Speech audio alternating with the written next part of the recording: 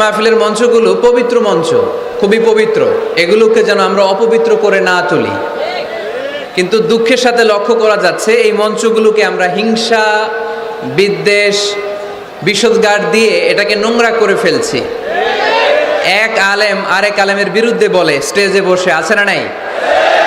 একজন আরেকজনের কাফের ফতোয়া দেয়, আছে না নাই? আপনাদের গাজীপুরে আলহামদুলিল্লাহ এগুলো নাই। এটা একটা মহামারী এবং ভয়ঙ্কর অবস্থা। অন্যকে নিয়ে ব্যস্ত থাকা, অন্যকে সময় দেয়া। প্রিয় ভাইরা, স্রষ্টার দেয়া আমাদের জন্য সবচেয়ে দামি বিষয় হচ্ছে, আল্লাহর দেয়া সবচেয়ে দামি গিফট হচ্ছে আমাদের সময়। দামি গিফটের নাম কি? এই সময়টাই আমরা অন্যকে দিয়ে দিই।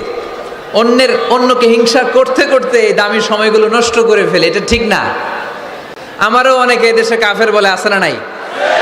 আমি অবাক হয়ে যাই, এই কাফেরের কথা শুনতে এতগুলো আল্লাহর ওলি কি করে আসে? আমার বুঝে আসে না, এই কাফেরের কথা শোনার জন্য এরকম ধাক্কাধাক্কি হয় কেন? আল্লাহ তুমি হেদায়েত দান করো। আমি শুধু আল্লাহর কাছে সাহায্য চাই আর আপনাদের দোয়া চাই। দোয়া করবেন, বদদোয়া দিবেন না তো আবার। আর কে আমারে কাফের বললো, কে কি ফতোয়া দিল, আই ডোন্ট কেয়ার। ওইদিকে আমি তাকাই না। এর কারণ, পিছনের দিকে তাকানোর সময় আমার নাই। চিল্লা এখন ঠিক কিনা? সিংহ একটা সিংহ ঘন্টায় ছুটতে পারে 90 কিলোমিটার বেগে। কত কিলোমিটার? একটা হরিণ ঘন্টায় ছুটতে পারে 100 কিলোমিটার বেগে। তাহলে কে জোরে ছুটে? জোরে বলতে হবে। সিংহ কত কিলোমিটার?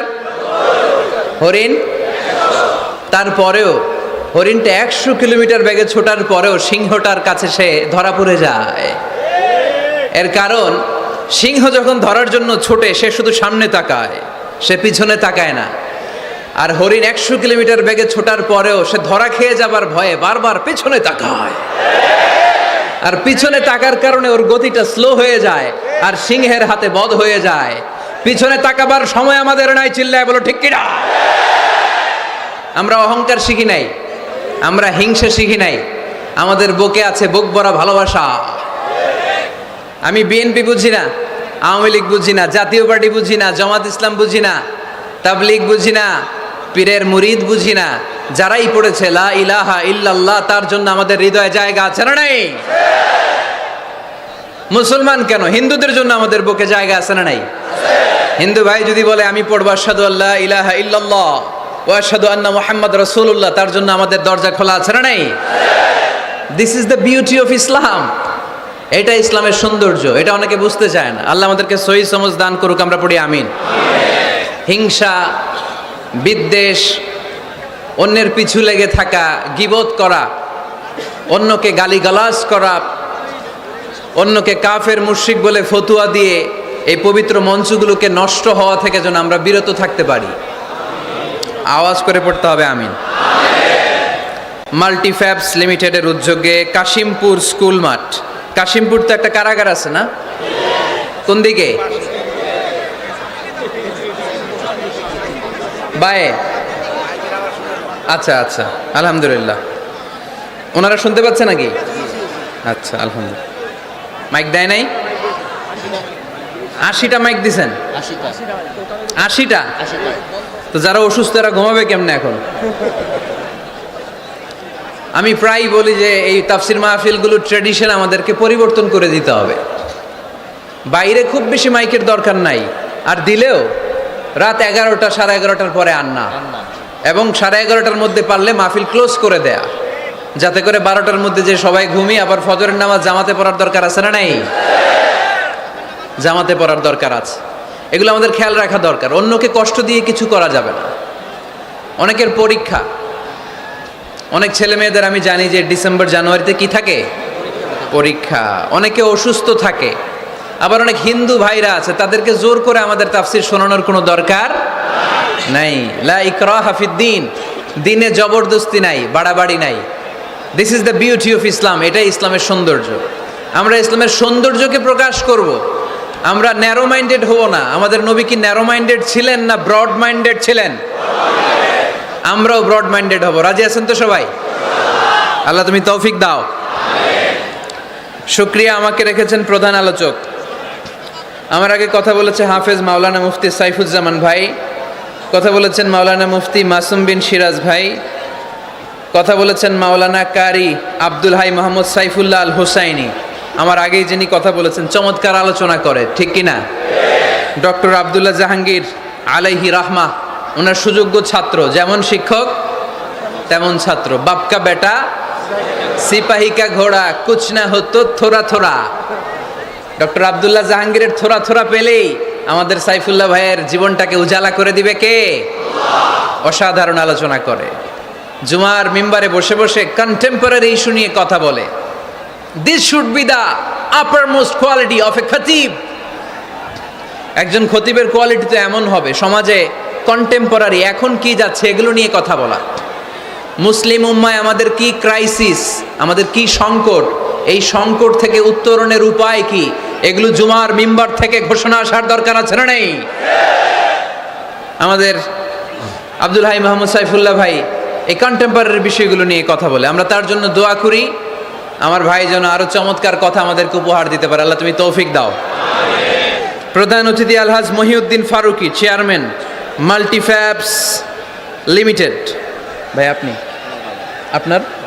আপনার বাবা, উনি সিঙ্গাপুরে আছে না, অনেক অসুস্থ, ভাইজান দোয়া চেয়েছে, আমরা ওনার জন্য দোয়া করি আল্লাহ যেন ওনাকে তাড়াতাড়ি সুস্থ করে দেয়। আজকের প্রোগ্রামের সভাপতি হচ্ছে আলহাজ মীর আসাদুজ্জামান তুলা ভাই আসছে দেশের বাইরে, কাউন্সিলর 6 নং ওয়ার্ড গাজীপুর মহানগর গাজীপুর। তারপর ভাইয়ের নামটা ভুলে গেলাম, ডক্টর মেজবা ফারুকি, পরিচালক মাল্টিফ্যাবস লিমিটেড। আছেন হাফেজ মাওলানা মাসুম বিল্লাহ, আছেন জনাব আব্দুল কুদ্দুস। যারাই এই প্রোগ্রামের জন্য কষ্ট করেছেন তাদের সবাইকে আল্লাহ জাযা খায়ের দান করুক, আমরা সবাই পড়ি আমিন। গতকাল রাতে আপনাদের মাননীয় মন্ত্রী মহোদয়ের সাথে আমার ফোনালাপ হয়েছে, খুব সম্ভবত মুক্তিযুদ্ধ বিষয়ক মন্ত্রী আ.খ.ম. মুজাম্মেল হক সাহেব, খুব ভালো মানুষ। আমি আবার এখন গ্রিন সিগন্যাল না পেলে কোথাও যাই না, মাইকের আওয়াজ যায় না। Okay let me handle the issue. কিরে ভাই, তোমার নাম কি? ওইদিকে একটু ঠিক করো। ঠিক করতেছি, দাঁড়াও একটু ঠিক করতেছি। তোমার টিম পাঠাও, ও তো যাইতে পারবে না, ওরে মাথার উপর দিয়ে উঠায় দিয়েন, পাঠায় দাও, পাশ দিয়ে পাঠায় দাও। একটু ক্রস চেক করো, একটু ডবল চেক করো মাইকগুলো ঠিক আছে কিনা। বারবার মাঝখানে ডিস্টার্ব হলে তো কথা বলা যাবে না, দেখতেছো? ওকে, 5 মিনিটের মধ্যে ঠিক হয়ে যাবে, আর কথা বলা যাবে না। সম্মানিত সুধী, আমি চাইব অল্প কয়েক মিনিট যতক্ষণ কথা বলি আপনাদের কান দুটো খরগোশের মতো খাড়া করে আমার দিকে রাখতে হবে, পারা যাবে? মাশাআল্লাহ। আমাকে আলোচনার সুন্দর একটা বিষয় দেয়া হয়েছে, সূরা জুমআ আয়াত 10। হয়েছে কি ইয়েস নাকি নো?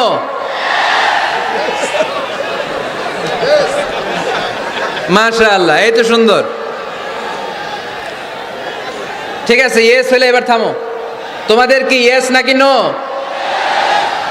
হ্যাঁ, ইয়েস, মাশাআল্লাহ। ঠিক আছে, বস। হয় নাই? এই ওদেরটা ইয়েস করে দাও। করছো? করে দাও।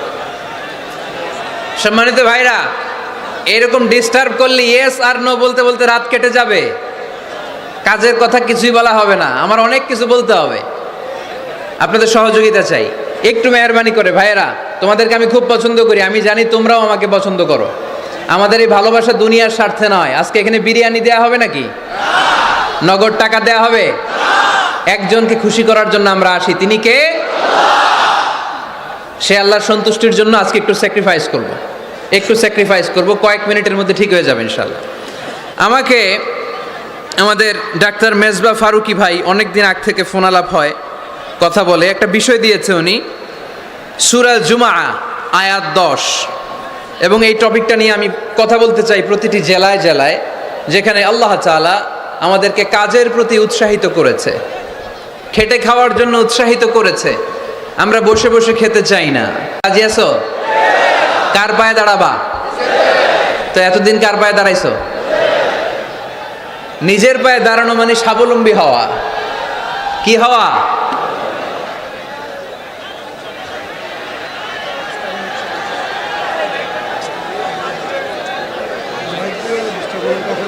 এই মাইকের সমস্যার কারণে আমাদের মাহফিলগুলো মাইর খেয়ে গেল। কনসার্টে শুনছেন মাইকের সমস্যা? তারপর যেখানে গান বাজনা হয় মাইকের সমস্যা শুনছেন? লাফায় লাফায় জিকির করে ওইখানে মাইকের সমস্যা শুনছেন? আমাদের কোরআনের তাফসিরগুলোতে মাইকের সমস্যা। এগুলো কইরো না, আগে থেকে ঠিক রাখো। আর এখন তো মৌসুমের শুরু, তুমি 3-4 মাস সার্ভিস দেওয়ার পরে মার্চ এপ্রিলে এরকম হইতে পারে, ঠিক কিনা? বছরের শুরুতেই যদি এরকম হয় তাহলে তো সর্বনাশ। আর মাইকম্যান ঠিক করতেছে, বারবার আমার বা ওর দৃষ্টি আকর্ষণ করা যাবে না, একটু চুপ থাকতে হবে। তো আমরা নিজের পায়ে দাঁড়াতে চাই। কার পায়ে? আমরা স্বাবলম্বী হতে চাই। কি হতে চাই? কাজ করার অনেক সুযোগ আছে। Just you have to generate new ideas, priceless ideas, you have to generate this. আপনাকে নতুন নতুন আইডিয়া দিতে হবে। নতুন নতুন আইডিয়া দিলেই আপনি মার্কেটে হিট করে ফেলবেন। আজকে সব গোমর ফাঁস করে দিয়ে গেলাম। কোটিপতি আর মিলিয়নিয়ার, বিলিয়নিয়ার হালাল পন্থায় যারা হতে চাও, your job is just produce new idea. নতুন নতুন কি লাগবে? আইডিয়া লাগবে। আইডিয়ার অনেক দাম। এই যে কিছুদিন আগে উবার নামে একটা কোম্পানির নাম শুনেছো তোমরা? কি নাম? গাজীপুরে চলে, শুধু শহরে না, ঢাকায়। আমি ওদের ব্যাপারে একটা রিপোর্ট পড়ে অবাক হয়েছি। এই উবারের কোনো পুঁজিপাতি কিছু নাই, ওদের কিছু অফিস আর স্টাফ। মানুষের গাড়ি দিয়ে ওরা ব্যবসা করে। মানে কইয়ের তেল দিয়ে কি ভাজে? কই ভাজে। এটাও বুঝেন আপনারা? কইয়ের তেল দিয়ে কই ভাজা। ওরা just they launch a company and they set up some staff. Company আছে, স্টাফ আছে, আর একটা মোবাইল অ্যাপস আছে। এই মোবাইল অ্যাপসের মধ্য দিয়ে where you intend to go, কোথায় যেতে চান লিখবেন, কোন জায়গা থেকে যেতে চান লিখবেন, গাড়ি এসে হাজির। আপনি টাকা পে করে দিবেন, ওই টাকার একটা পার্সেন্টেজ ওই কোম্পানির মধ্যে চলে যাবে। What an idea! সারা বিশ্বে এখন শুরু হয়েছে। আমেরিকার সান ফ্রান্সিসকো একটা স্টেট আছে, সেখান থেকে তারা এই উবারের কার্যক্রম শুরু করেছে। 775টা শহরে উবারের এই অপারেশন কার্যক্রম চালু হয়েছে। 63টা দেশে ওদের সেন্টার আছে। আমাদের ঢাকাতেও আছে না নাই? আমি অবাক হলাম, 2018 সালে ওদের প্রফিট, ওদের রেভিনিউ হচ্ছে $11.27 billion. 11.27 billion dollar. Could you imagine that? আপনি কি কল্পনা করতে পারেন? বসে বসে অন্যের গাড়ি দিয়ে, অন্যের মাল সামান দিয়ে, অন্যকে ঘাটিয়ে কোটি কোটি টাকার ব্যবসা। তারপরে এই যে আমাদের প্রত্যেকের একটা অ্যাকাউন্ট আছে এক জায়গায়, কি নাম? কি বুক? কি বুক? সবাই জানেন? হুজুর আপনারও আছে? মাশাআল্লাহ। এই যে ফেসবুকের জন্য আমরা খেটে যাচ্ছি, দিন নাই রাত নাই, আমরা যে স্ক্রলিং করছি, লাইক দিচ্ছি, শেয়ার দিচ্ছি, we all are the staff of Facebook. আমরা সবাই ফেসবুকের এমপ্লয়ি, কাজ করে যাচ্ছি। Just idea. এই আইডিয়া দেওয়ার কারণে কোটি কোটি বিলিয়ন ডলারের ওর মালিক বানাই দিছে কে? এজন্য নতুন নতুন আইডিয়ার দরকার আছে না নাই? আমাদের বাংলাদেশের ছেলেদের ভালো আইডিয়া আছে, তার প্রমাণ ওরা বানাইছে উবার, আমরা বানাইছি পাঠাও। আমরা বানাইছি কি? পাঠাওয়ে চড়ছেন কারা কারা দেখি? ওরে Allah, all are the smart guys. মাশাআল্লাহ, হাত নামান। পাঠাও তো উবারের চেয়ে আরো দুর্দান্ত আইডিয়া। প্রাইভেট কার যেতে পারে না জ্যামের মাঝখানে, কিন্তু পাঠাও হচ্ছে মোটরসাইকেল রাইড, চিপা চাপা দিয়ে চলে যায়। আছে না নাই? তো এরপরে নতুন কি আসবে, এই দায়িত্বটা তোমার মাথা থেকে বের করতে হবে। এই এন্টারপ্রেনারশিপ, নতুন করে উদ্যোগী হতে হবে।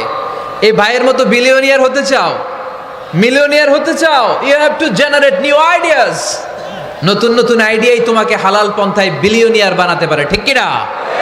আত-তাজির আস-সাদুক আল-আমিন মা'আন নাবিয়্যিন ওয়াস সিদ্দীকিন ওয়াশ শুহাদা ওয়াস সালিহিন। আমানতদার, সত্যবাদী ব্যবসায়ী কিয়ামতের দিন নবীদের সাথে, শাহীদদের সাথে, সিদ্দীকিনদের সাথে, সৎ কর্মশীল ব্যক্তিদের সাথে দাঁড়িয়ে যাবে। চিৎকার করে পড়েন সুবহানাল্লাহ। এজন্য নতুন নতুন যত আইডিয়া আছে এগুলো আমাদের মাথা থেকে বের করতে হবে। তাহলেই আমাদের ব্যবসায় বরকত দিবে কে?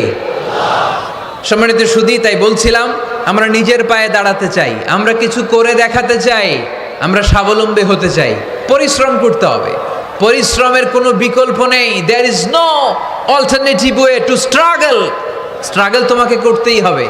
কেউ তোমাকে তোমার জন্য স্পেস তৈরি করে দিবে না। এই পৃথিবীতে কেউ কাউকে জায়গা দেয় না, এই পৃথিবীতে এসে জায়গা করে নিতে হয়। চিৎকার দিয়ে বলো ঠিক কিনা? হুঙ্কার দিয়ে পৃথিবীবাসীকে জানিয়ে দিতে হয় আমি এসেছি। মায়ের পেট থেকে যখন আমরা বেরোই আমরা কি বলি? ওয়াও ওয়াও বলে নিজের অস্তিত্বের জানান দেই যে আমি এসেছি, এই পৃথিবীতে আমি জায়গা করে নিতে এসেছি। Life is not a bed of roses. এই পৃথিবী ফুলের বিছানো সজ্জা নয়। এখানে কষ্ট করতে হবে, পরিশ্রম করতে হবে, ঘাম ঝরাতে হবে। পরিশ্রমের ঘামে যে লোনা পানি থাকে, ওই লোনা পানিতে জন্ম নেয় সফলতার বীজ। এজন্য পরিশ্রম করতে হবে। সব নবীরা পরিশ্রমী ছিলেন, সব নবীরা কাজ করেছেন। সূরা জুমার এই 10 নম্বর আয়াতে আল্লাহ তাআলা আমাদেরকে মোটিভেট করে শিখাতে চেয়েছেন যে স্বাবলম্বী হও, নিজের পায়ে দাঁড়াও, কাজের সময়ে কাজ, নামাজের সময়ে নামাজ। আজকে এই স্লোগানটা এই মাহফিলের শুরুতে, মাঝখানে, শেষে বারবার বলে আমরা মুখস্থ করে নিয়ে যাব। কাজের সময় সবাই বলেন নাই তো? সবাই বললে তো এই প্যান্ডেল কাঁপতে শুরু করবে। কাজের সময় এইভাবে আওয়াজ করতে হবে। পারা যাবে? নামাজের সময়, কাজের সময়, নামাজের সময়, সিনেমা দেখার সময় দেখা যাবে না। কাজের সময়, নামাজের সময়, এটা মনে থাকবে? মুখস্থ করা যাবে তো? আল্লাহ রাব্বুল ইজ্জা সূরাতুল জুমার 10 নম্বর আয়াতে মূলত আমাদেরকে এই মেসেজটাই দিতে চেয়েছেন। কাজের সময় কাজ, নামাজের সময়। ফাইযা কুদিয়াতিস সালাতু ফান্তাশিরু ফিল আরদি ওয়াবতাগু মিন ফাদলিল্লাহ ওয়াযকুরুল্লাহা কাসীরান লাআল্লাকুম তুফলিহুন। সুবহানাল্লাহ পড়েন। আল্লাহ বললেন যখন তোমাদের নামাজ শেষ হয়ে যায়, ফাইদা কুদিয়াতিস সালাত, যখন সালাত শেষ হয়ে যায়, ফান্তাশিরু ফিল আরদি, জমিনে ছড়িয়ে পড়ো, ওয়াবতাগু মিন ফাদলিল্লাহ, আল্লাহর দেয়া ফজল তালাশ করো, রিজিক তালাশ করো, ওয়াযকুরুল্লাহা কাসীরান, আল্লাহর জিকির বেশি বেশি করো, লাআল্লাকুম তুফলিহুন, তোমাদেরকে সফল বানায়া দিবে কে? সিস্টেমটা খেয়াল করেন। ফাইদা কুদিয়াতিস সালাহ, যখন সালাত শেষ, ফান্তাশিরু ফিল আরদ, when you are done with your salah, spread out to your workplace, তোমার কাজের জায়গায় চলে যাও। নাকি মসজিদে বসে থাকবেন? নামাজ শেষে কি করতে হবে? কাজের জায়গায় চলে যেতে হবে। এটা ইসলামের নিয়ম, এটা বিশ্বনবীর সুন্নাহ, এটা আল্লাহর দেয়া পদ্ধতি। ফাইদা কুদিয়াতিস সালাতু, যখন সালাত শেষ হয়ে যাবে, ফান্তাশিরু ফিল আরদ, জমিনে ছড়িয়ে পড়ো, ওয়াবতাগু মিন ফাদলিল্লাহ, আল্লাহর রিজিক তালাশ করো। জমিনের মধ্যে আল্লাহর ফাদাল আছে, রিজিক আছে, এই রিজিকগুলো তালাশ করো। মসজিদে বসে থাকলে এই ফদল বা রিজিক কি পাওয়া যাবে? যাবে না। মসজিদে ঢুকলে রহমত পাওয়া যায়। গাজীপুরের ভাইয়ের আওয়াজ তুলে বলেন, মসজিদে ঢুকলে কি পাওয়া যায়? এজন্য মসজিদে যখন আমরা ঢুকি, কোন পা দিয়ে ঢুকি?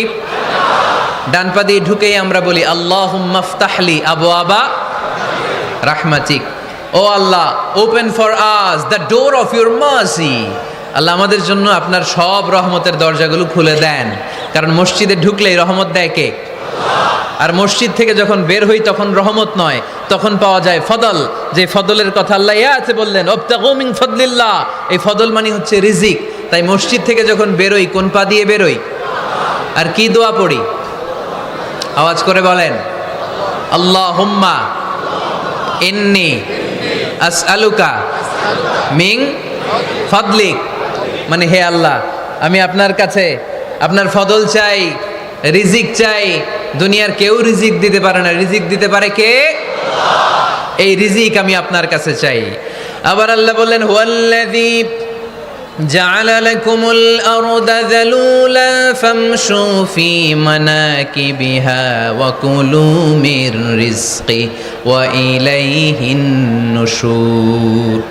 তিনি তো এমন সত্তা যিনি তোমাদের জন্য জমিনটারে বানিয়েছেন সাহালাতুল মাসালিক, সহজে হাঁটা যায়, চলা যায়, চারা বীজ রোপণ করা যায়, চাষাবাদ করা যায়।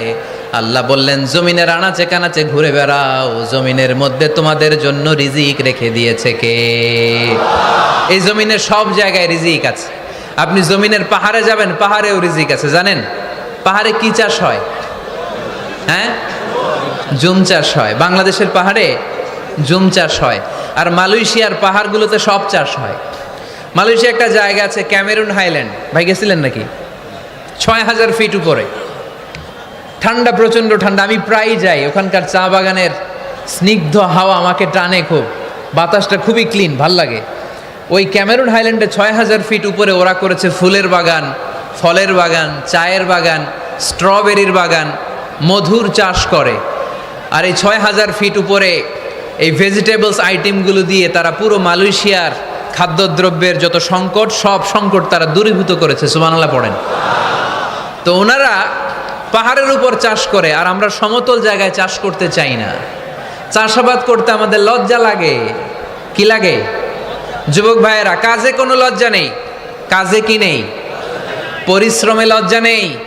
লজ্জা হচ্ছে অলসতায়, লজ্জা হচ্ছে অকর্মণ্যতায়। আমরা কাজ করে খেতে চাই, পরিশ্রম করে খেতে চাই। রাজি আছো সবাই? এখন অনেকে রুফ গার্ডেনিং করে। রুফ গার্ডেনিং মানে ছাদের, বাসার ছাদের উপরে কি সুন্দর পেঁপে গাছ, আম গাছ। আমি নিজে দেখেছি, নিজেরা খায়, আশেপাশের প্রতিবেশীদের সবাইকে দেয়, বাজারে বিক্রিও করে। নিউ আইডিয়া, রুফ গার্ডেনিং করো। তারপরে একসাথে হাঁসের চাষ হয়, পানিতে হাঁসগুলো ভেসে বেড়ায়, আর নিচে মাছের চাষ হয়। এরকম অনেক যুবক আছে যারা এগুলো করে করে স্বাবলম্বী হয়েছে। আমরা এগুলো করতে চাই না, আমাদের লজ্জা লাগে। আমাদের হোটেলের মেসিয়ারি করতে লজ্জা লাগে, ছোট্ট ফুচকার দোকান দিতে আমাদের লজ্জা লাগে, কিন্তু বিশ্বনবীর ছাগল চড়াতে কোনো লজ্জা লাগতো না। কাজে কোনো লজ্জা আছে? লজ্জা কিসে তাইলে? অলসতায়। আওয়াজ করে বলো, লজ্জা কিসে? অলসতা করা যাবে না। অলসতাকে আজকের প্রোগ্রাম থেকে আমরা না বলে দিব।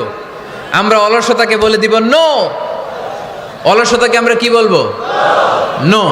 আমরা অলস হতে চাই না, আমরা খেটে খেতে চাই, ঘাম ঝরাতে চাই। পরিশ্রমের ঘামের লোনা পানিতে জন্ম নেয় সফলতার বীজ। আমরা সফল হতে চাই, ঠিক কিনা? এজন্য অলসতা করা যাবে না, কাজ করতে হবে। আল্লাহ রাসূল সাল্লাল্লাহু আলাইহি ওয়াসাল্লাম এবং সাহাবারা আমাদেরকে কাজের প্রতি উৎসাহিত করেছেন। সাইয়েদনা ওমর ফারুক রাদিয়াল্লাহু তাআলা আনহু, নাম শুনেছেন? কত নাম্বার খলিফা? সবাই বলেন। 1 নাম্বার খলিফার নাম কি? 2 নাম্বার খলিফার নাম? 3 নাম্বার? 4 নাম্বার? রিদওয়ানুল্লাহি তাআলা আলাইহিম আজমাইন। ওমর ফারুক সাধারণ কোনো সাহাবী ছিলেন না, তিনি এমন সাহাবী ছিলেন, বিশ্বনবী সাল্লাল্লাহু আলাইহি ওয়াসাল্লাম বলেছেন আমার পরে কোনো নবীও নাই, রাসূলও নাই, তবে আমার পরে যদি কেউ নবী হতো আমার ওমর নবী হয়ে যেত। বিশ্বনবী বলছেন লা নবিয়্যা বা'দি ওয়ালা রাসূলা, আমার পরে কোনো নবী নাই, রাসূল নাই। লাউ কানা বা'দি নাবিয়্যুন লাকানা উমর, তবে আমার পরে যদি নবী হওয়ার কোয়ালিটি আমার কোনো সাহাবীর মধ্যে থেকে থাকে, আমার ওমরের মধ্যে সেই কোয়ালিটি আছে। প্রভু তুমি বলেছ রাসূল দেবে না, বলনি দেবে না ওমর, বলনি দেবে না হামজা তারি, খালিদ বিজয় সমর। প্রভু তুমি বলেছ রাসূল দেবে না, বলনি দেবে না ওমর, বলনি দেবে না হামজা তারি, খালিদ বিজয় সমর। প্রভু তুমি বলেছ রাসূল দেবে না। সুবহানাল্লাহ পড়েন। ওমর ফারুক রাদিয়াল্লাহু তাআলা আনহু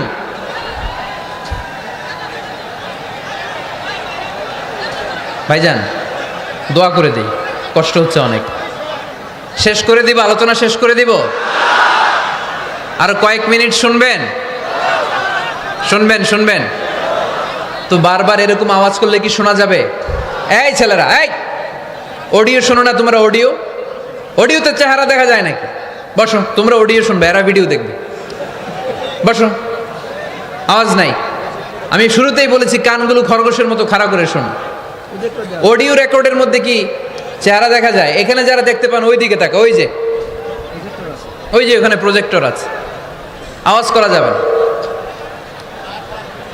আলোচনার মাঝখানে বক্তাকে এত ডিস্টার্ব করলে বক্তা তার আলোচনার ফ্লো হারিয়ে ফেলে। সে কি বলছিল এটা সে ভুলে যায়। সে মাথার মধ্যে কি কি পয়েন্টস, কি কি মেসেজগুলো শেয়ার করার জন্য সে আগাচ্ছিল এটা সে ভুলে যায়। এজন্য আর কয়েক মিনিট কথা বলবো, আর কষ্ট দিব না আপনাদেরকে, একটু চুপ থাকবেন। দ্বিতীয় খলিফার নাম কি ছিল? সবাই বলেন কি নাম? সাইয়েদনা ওমর ফারুক রাদিয়াল্লাহু তাআলা আনহু। ওনারে মুনাফিকরা খুব ভয় পেত। কারা? মুনাফিক চিনেন তো? ভিতরে এক বাইরে আরেক, তার নাম? সবাই বলেন ভিতরে এক বাইরে আরেক, তার নাম মুনাফিক। ইউযহিরু খিলাফামা ইউবতেন, আরবিতে কি বলে? ইউযহিরু খিলাফামা ইউবতেন, প্রকাশ করে একটা, ভিতরে আরেকটা। ভিতরে এক বাইরে আরেক, তার নাম? সবাই বলেন ভিতরে এক বাইরে আরেক, তার নাম? আমরা কি মুনাফিক হতে চাই? এরা যখন যে সুবিধাজনক অবস্থানে থাকে তখন তার সাথে থাকে। ডান দিকে যে বলে আপনি ভালো, আমি আপনার দলের লোক। বায়ে যে বলে আরে না এটা খারাপ, আপনি ভালো, আমি আপনার দলের লোক। এরকম আছে না নাই? যখন যে ক্ষমতায় তখন তারে তেল মারে। যেদিকে বৃষ্টি আর তুফান ওইদিকে ছাতা ধরে। আছে না নাই? বাংলাদেশে একটা গান চলছিল কিছুদিন, শুনতাম, মধু হই হই বিষ হাবাইলা। সূরাতুল মুনাফিকুনের তাফসীর বোঝানোর জন্য এটা আমার জন্য খুব সহজ ছিল। মধু হই হই বিষ হাবাইলা। বলে মধু, বলে কি? বাটির মধ্যে নিয়ে আসছে, বলে এটা মধু, বলে কি? আসলে এটা কি? জোরে বলেন। আমরা কি মুনাফিক হতে চাই? না। আমরা কি হতে চাই? মুনাফিকরা হচ্ছে এদিকেও যায় না আবার ওদিকেও যায় না, মুযাবযাবিন। They all the time long in dilemma. They don't know where to go. They don't know where to proceed. কোন দিকে যাবে জানে না, ডানেও না বায়েও না। নেহি এদার নেহি ওদার, দারমিয়ান মে সাদার বাদার। এরকম আছে না? না, উপর দিয়া ফিটফাট, ভিতর দিয়া সদরঘাট এখনো ফিটফাট হয় নাই। তো এই মুনাফিকের অবস্থা হচ্ছে উপরে ফিটফাট, ভিতরে সদরঘাট। আমরা কি মুনাফিক হতে চাই? কি হতে চাই? মুমিন হতে চাই। এই মুনাফিকের দলগুলো মদিনাতুল মুনাওয়ারাতে ওমরে ফারুককে খুব ভয় পেত। ওমরে ফারুককে দেখলে তারা থারথার করে কাঁপতো। শুধু মুনাফিকরাই নয়, খোদ ইবলিস শয়তানও সাইয়েদনা ওমরে ফারুককে দেখলে ভয় পেত। আমরা আমাদের ছেলে মেয়েদেরকে যদি খাবার না খায় আমরা কি বলি? আম্মু খাবার খাও। কি আসবে? ভূত আসবে, বিড়াল আসবে, বাঘ আসবে। এগুলো গাজীপুরে বলে না বোধহয়। আপনাদের ছোট্ট মেয়েটা যদি রাত্রে খেতে না চায় আপনারা লোকমা তুলে কি বলেন? এই তাড়াতাড়ি খাও। কি আসবে? ভূত আসবে। তো মদিনার সমাজে মদিনার ছোট্ট কচিকাচা সোনারমণিরাও রাতে খেতে চাইতো না। মদিনাতুল মুনাওয়ারার মায়েরা রাত্রিবেলা খাবার নিয়ে বাচ্চাদেরকে বলতো, মা তাড়াতাড়ি খাও, হা হুয়া ইয়াতি উমর, ওই যে উমর আসতেছে। উমর ইসলামের দ্বিতীয় খলিফা। আসাদুহুম ফি আমরিল্লাহি উমর, আল্লাহর জমিনে আল্লাহর দ্বীন বাস্তবায়নের জন্য সবচেয়ে শক্তিশালী ছিল ওমর। চিল্লায় পড়েন সুবহানাল্লাহ। এই ওমরে ফারুক রাদিয়াল্লাহু তাআলা আনহু যে রাস্তা দিয়ে হাঁটতো, শয়তান ওই রাস্তা রেখে দিয়ে অন্য রাস্তা দিয়ে হাঁটতো। মা সালাকা শাইতানু ফাজ্জান সালিকান ইল্লা সালাকা ফাজ্জান গায়রা ফাজ্জিক। বিষ্ণু বলছেন, ওমর, শয়তান তোমারে দেখে এত ভয় পায়, তুমি যে রাস্তা দিয়ে হাঁটো শয়তান তোমারে দেখলে ওই রাস্তা রেখে দিয়ে অন্য রাস্তা দিয়ে হাঁটে। চিল্লায় পড়েন সুবহানাল্লাহ। এদিকে কি হয়েছে? লোড বেশি হয়ে গেছে। এই এলাকায় কি এটাই সবচেয়ে বড় মাঠ? এর চেয়ে বড় মাঠ আর নাই। কি হয়েছে ওইখানে? কি হয়েছে? ধাক্কা আসছে, ধাক্কা। বসেন না, একটু বসেন না।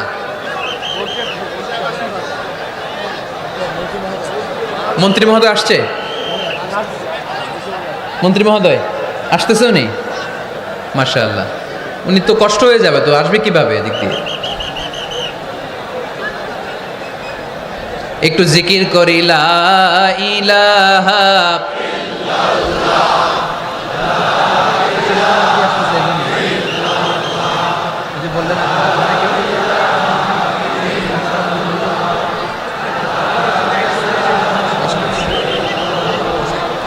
লা ইলাহা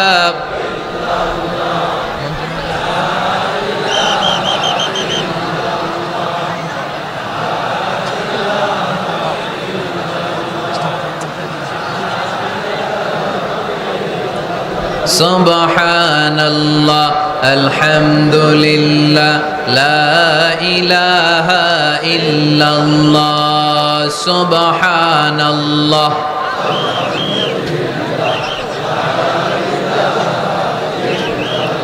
আল্লাহ নামের জিকির করবে যারা, আল্লাহর কাছে প্রিয় তারা। আল্লাহর কাছে প্রিয় যারা, জান্নাতে প্রবেশ করবে তারা। জোরে লা ইলাহা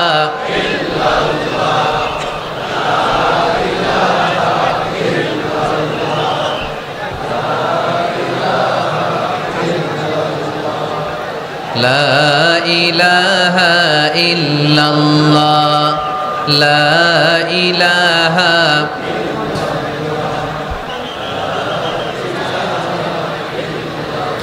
লা ইলাহা ইল্লাল্লাহ মুহাম্মাদুর রাসূলুল্লাহ সাল্লাল্লাহু আলাইহি ওয়াসাল্লাম। সাইয়েদনা ওমর ফারুক মসজিদে নববীর ইমাম। মসজিদে নববীর কি ইমাম? আপনারা শুনতেছেন? এই ছেলেরা বসে যাও, বসে যাও, বসে যাও, বসে যাও। সাইয়েদনা ওমর ফারুক মসজিদে নববীর ইমাম। এদিকে তাকান, আমার দিকে তাকান, আমার দিকে তাকান। উনি প্রত্যেক নামাজের ইমামতি করতে আসতেন মসজিদে নববীতে। জোহরের নামাজে ইমামতি করলেন। ইমামতি করে দেখলেন নামাজ শেষ, সবাই বের হয়ে চলে যায়। এটাই ইসলামের নিয়ম, ঠিক কিনা? ফাইদা কুদিয়াতিস সালাতু ফান্তাশিরু ফিল আরদ ওয়াবতাগু মিন ফাদলিল্লাহ। নামাজের সময় খায়া ফেলাইছি, নামাজের সময় কাজের সময়, নামাজের সময় কাজের সময়। ফাইদা কুদিয়াতিস সালাহ, যখন নামাজ শেষ হয়, ফান্তাশিরু ফিল আরদ, জমিনে ছড়িয়ে পড়ো। এটা ইসলামের আইন। তার মানে আল্লাহ বোঝাতে চাইলেন নামাজের সময় মসজিদে চলে যাও। নামাজ যখন শেষ হয়ে যাবে, শিক্ষক চলে যাবে স্কুলে, কৃষক চলে যাবে ফসল খেতে, মেম্বার অব দ্য পার্লামেন্ট চলে যাবে সংসদ ভবনে, ব্যবসায়ীরা চলে যাবে শপিং মলে, ঠিক কি না? কাজে চলে যাও। ওমর ফারুক নামাজের ইমামতি করিয়ে নামাজ শেষ করলেন, সবাই চলে গেল। ইয়ামান দেশ থেকে আসা কিছু লোক গোল হয়ে বসে আছে, জিকির আজকার করে, আবাদত করে। এরা যায় না। এরা কি করে না? যায় না। আসরের নামাজে সাইয়েদনা ওমর ফারুক রাদিয়াল্লাহু তাআলা আনহু নামাজের ইমামতি করলেন। নামাজ শেষ, সবাই চলে যায়, এরা যায় না। মাগরিবের নামাজের পরেও এরা যায় না। এশার সালাতের পরেও এরা যায় না। এশার পরে উনি ধরলেন, মা বালুকুম মা খাতবুকুম, হোয়াটস রং উইথ ইউ ম্যান? তোমাদের কি সমস্যা? জোহর, আসর, মাগরিব, এশা প্রত্যেক সালাতের পরে সবাই যার যার কাজে চলে যায়, তোমরা যে যাও না? বাড়ি কই? বলি ইয়ামান। তো বসে থাকো কেন? কি করো? কই জিকির করি। কি করি? কি করি? জিকির আজকার করি, তাসবিহ তাহলিল পড়ি, ইবাদত করি। তো তোমরা যে যাও না, তোমাদের খাবার দেয় কে? খাবারের ব্যবস্থা হয় কোত্থেকে? তারা বলল, আমাদের জিকির দেখে, আমাদের বুজুর্গি দেখে আশেপাশের লোকেরা পাতিল ভরে খাবার নিয়ে আসে, ওই খাবার আমরা খাই। নাহনু আল মুতাওয়াক্কিলুনা আলাল্লাহ, আমরা আল্লাহর উপর তাওয়াক্কুল করে এখানে বসে থাকি। উমরে ফারুক বললেন, সর্বনাশ, তোমরা যদি মুতাওয়াক্কিলুনা আলাল্লাহ হও তাইলে কেমনে হবে? তোমরা তো মুতাওয়াক্কিলুনা আলাল্লাহ নাও, তোমরা হচ্ছে আল মুতাওয়াক্কিলুন বা'দুকুম আলা বা'দ, আল্লাহর উপর তাওয়াক্কুলকারী নয়। তোমরা যারা পাতিলের মধ্যে করে খাবার নিয়ে আসে তাদের উপর তাওয়াক্কুল করে বসে আছো, ঠিক কি না? তোমাদের জিকিরও চলে, আবার মাথায় টেনশনও চলে, পাতিল কি ছোট আসবে না বড় আসবে, খাবারে আমার ভাগেরটা থাকবে কি থাকবে না, টেনশন আছে না নাই? কারণ অন্যের উপর নির্ভরশীল, নিজের রান্না করে নাই, নিজে তো বাজার করে নাই, নিজের তো অ্যারেঞ্জমেন্ট বলতে কিছু নাই, আরেকজন যা দিয়ে যাবে ওইটা খাবে। ওমরে ফারুক বুঝালেন, আরে বোকা, এটারে তাওয়াক্কুল বলে না। তোমার সাধ্যে যতটুকু আছে তার সবটুকুন করার পরে তুমি তাওয়াক্কুল করবে একজনের উপর, তিনি কে? এক সাহাবী বললেন, ইয়া রাসূলুল্লাহ, ইয়া হাবিবাল্লাহ সাল্লাল্লাহু আলাইহি ওয়াসাল্লাম, আমি অনেক দূর থেকে সফর করে এসেছি, এই যে আমার ওটের রশিটা এটা ছেড়ে দিয়ে যদি আমি ঘুমিয়ে যাই, আল্লাহর উপর তাওয়াক্কুল করি, আমার ওটটা বসে থাকবে নাকি? বিষ্ণু বললেন, না, এটারে তাওয়াক্কুল বলে না। ওটের রশি রেখে দিয়ে ঘুমাইলে তোমার ওট দৌড় দিবে। এ আকিলহা সুম্মা তাওয়াক্কাল আলাল্লাহ, ওটের রশিটা আগে দড়ি দিয়ে ভালো করে গাছের সাথে বাঁধো, তারপরে তাওয়াক্কুল করবে একজনের উপর, তিনি কে? আগে বাঁধতে হবে, তারপরে তাওয়াক্কুল, আগে কাজ করতে হবে, তারপরে তাওয়াক্কুল।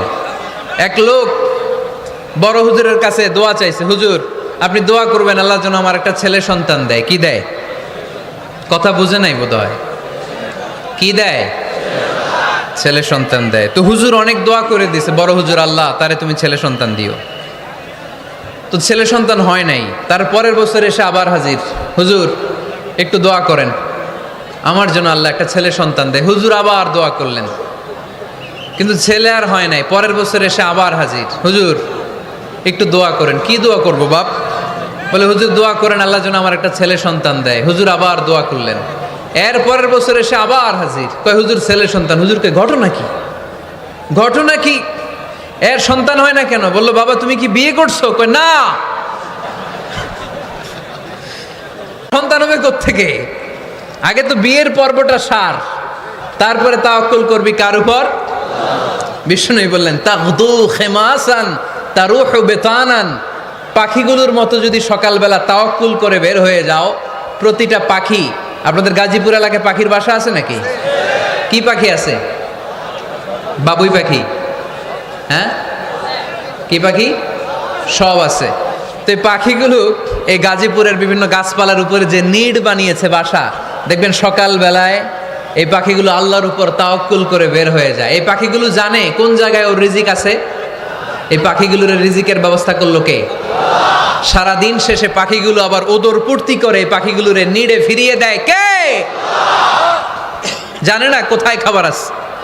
আমাদের ফ্রিজ আছে, ফ্রিজ, ডিপ ফ্রিজ, 7 দিনের বাজার করে ডিপ ফ্রিজের মধ্যে খাবার রেখে দেই। পাখিদের ডিপ ফ্রিজ আছে নাকি?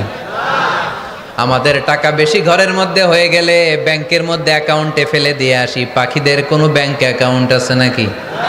আহা, তারুহু তাগদু খিমাসান তারুহু বিতানান, সকালবেলা পাখিগুলো কিচির মিচির আল্লাহর জিকির করে বের হয়ে যায়।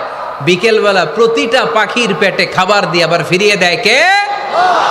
এটার নাম তাওয়াক্কুল। ওমরে ফারুক বললেন, তোমরা যা করছো এটা তাওয়াক্কুল নয়।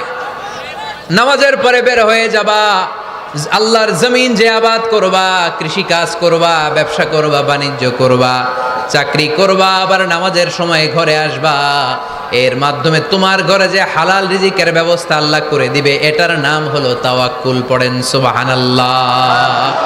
গোটা জমিনটা আমাদের, গোটা জমিন আমাদের জন্য আল্লাহ দিয়েছেন। যেখানে যাবেন রিজিকের ব্যবস্থা আছে না নাই? আপনাদেরকে শোনাইছি না যে বাংলাদেশের পাহাড়ে কি চাষ হয়?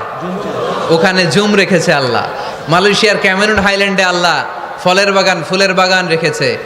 আবার আপনি সাগরের মধ্যে নামলে রিজিক আছে না নাই? কি আছে? মাছ। সুবহানাল্লাহ কইবেন না?